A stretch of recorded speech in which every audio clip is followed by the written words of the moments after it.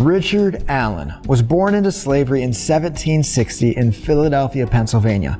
His family was sold to a slave owner in Delaware, but when the plantation struggled financially, his mother and two of his siblings were tragically sold off, leaving a young Richard, an older sister, and an older brother to be raised by their father.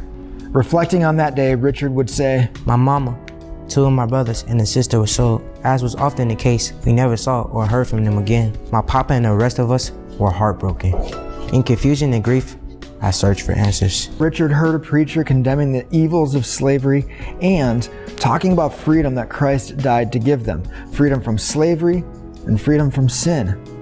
The message captured Richard's heart. He asked Jesus to free him from all the chains and would later write, "I cry unto him who delights to hear the prayers of a poor sinner. And all of a sudden, my dungeon shook. My chains flew off.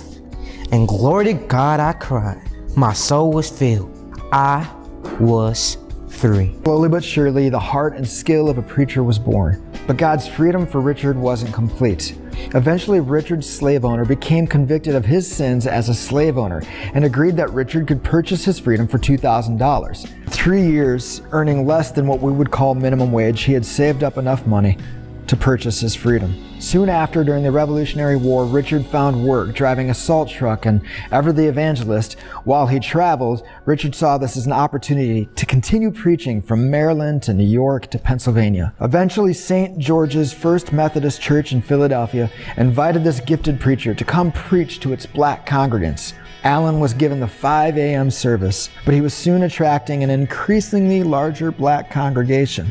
However, the increasing number of black people in the church made the white members nervous and upset that things like their favorite seats were hard to come by. This continued until one day when Richard and his friend Absalom went to church. They sat down in their pew, and then when the service started, they knelt down to pray. But while they were praying, an elder of the church approached them and asked them to leave. Absalom told the elder that they would leave after the prayer time was done. The elder refused and started to lift up Absalom by his arm. Richard, sitting next to him, described what happened next. By this time, prayer was over, and we all went out of the church as one. And there were no more played with us in that church. It was a small but monumental moment in time.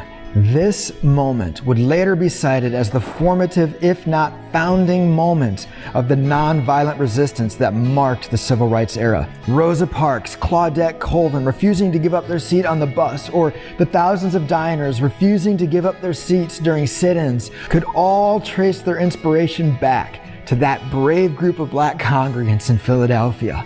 I put the first spade in the ground to dig a cellar for the African Methodist Church. This would be the first African American church or meeting house that was erected in the United States of America.